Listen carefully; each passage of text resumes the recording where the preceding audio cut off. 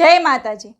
18 જૂન 2026 ગુરુ પુષ્ય નક્ષત્ર। આ અવસર ફરી નહીં આવે।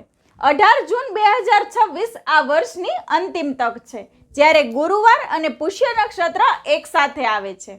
એટલા માટે આ દિવસ ખૂબ જ પ્રભાવશાળી છે અને આ દિવસે કરેલો ઉપાય સુખ, શાંતિ અને સમૃદ્ધિ લાવશે।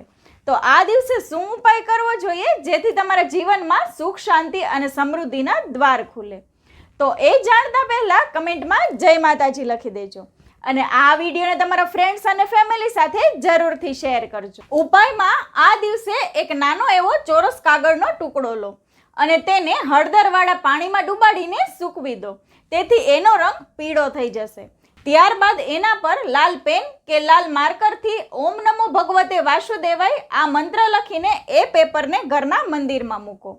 ત્યારબાદ ગુરુ પુષ્ય નક્ષત્રના દિવસે એની સામે બેસીને હાથથી ગણીને અથવા તો તુલસીની માળાથી 108 વાર ઓમ નમો ભગવતે વાસુદેવાય આ મંત્રનો જપ કરો, જેનાથી એ કાગળ તમારા માટે અભિમંત્રિત થઈ ગયું કહેવાય।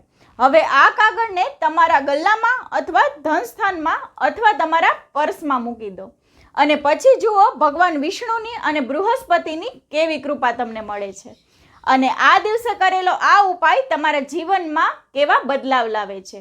તો આ દિવસે આ ઉપાય જરૂરથી કરજો, તમારા જીવનમાં સુખ, શાંતિ અને સમૃદ્ધિ આવશે। જય માતાજી।